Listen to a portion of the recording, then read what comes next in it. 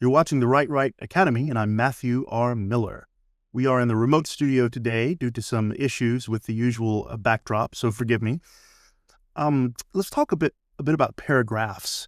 Now, writing is not only about the words you use, the story you tell, the characters you develop, but also how it's structured. The human mind takes information in packages and bits, related packages. Just to demonstrate, if you were to take say 2 pages, an essay, a story, anything, divide it into paragraphs, well-written paragraphs, you'd read it, you would probably understand most of it. If you were to have the whole thing in one giant wall of text with no paragraph separation whatsoever, your mind would start to wander. Okay, that's just the way the human mind works. That's why movies have scenes. That's why books have chapters and paragraphs, because we take things in here. All right, there's the idea. I graph this, I hear it, I understand it. All right, next. Okay, so paragraph structure is very important, not only in essays, but also in literature and novels and storytelling. What should a paragraph include? Well, let me start with saying this. There's no given necessary length for a paragraph. I think 3 to 5 sentences is pretty good, but there's no official rule. Some paragraphs can be 1 sentence for impact. Some can go on and on. It all depends not on the number of sentences or words, but on the structure. So how do you write a paragraph? Okay, a paragraph should have basically a couple of things. It should have, 1, a topic sentence. The topic sentence basically tells you what the paragraph is about, okay?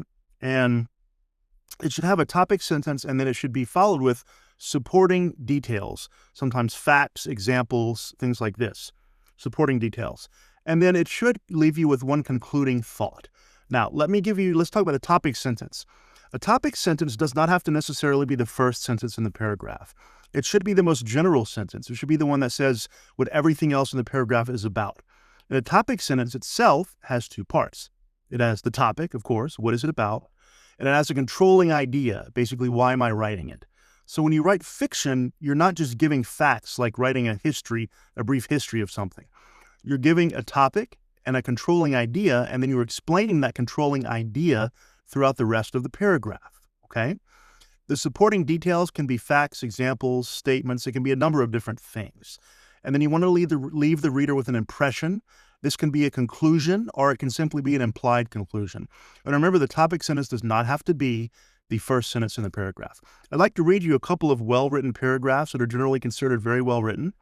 One is from Mark Twain, and one is from Bram Stoker. So Mark Twain, and I'll put him up on the screen here so you can follow along. Mark Twain from The Adventures of Huckleberry Finn says, "He was most 50, and he looked it. His hair was long and tangled and greasy and hung down, and you could see his eyes shining through like he was behind vines. It was all black, no gray. So was his long mixed-up whiskers. There warn't no color in his face, where his face showed it. It was white, not like another man's white, but white to make a body sick, a white to make a body's flesh crawl, a tree-toad white, a fish-belly white. As for his clothes, just rags, that was all. He had 1 ankle resting on t'other knee, the boot on that foot was busted, and 2 of his toes stuck through, and he worked them now and then. His hat was laying on the floor, an old black slouch with the top caved in like a lid." Now, Mark Twain wrote in vernacular English. That's why it has words like, warrant and things like that. So what do you think is the topic sentence of this paragraph? I would argue the topic sentence here is the first one. He was most 50 and he looked it. Okay, that kind of implies that he looked ragged, right? He was 50 years old and he looked every day of it, every year of it. In other words, he looked older, he looked worn, he looked ragged. The rest of the sentences in this paragraph give supporting details. His hat, his face, his whiskers, his clothes were rags. They're supporting the fact that he looked all of 50. Okay, very well done. And the conclusion is not necessarily spelled out in a sentence, but what do you think the conclusion is here? I would say the conclusion is that this is a very ragged, haggard, weathered man, right? And that's what Mark Twain wants to communicate.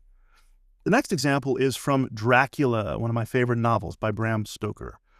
And let me read it and put it on the screen, read it for you. It says, "Soon we were hemmed in with trees, which in places arched right over the roadway till we passed as through a tunnel. And again great frowning rocks guarded us boldly on either side. Though we were in shelter, we could hear the rising wind, for it moaned and whistled through the rocks, and the branches of the trees crashed together as we swept along. It grew colder and colder still, and fine, powdery snow began to fall, so that soon we and all around us were covered with a white blanket.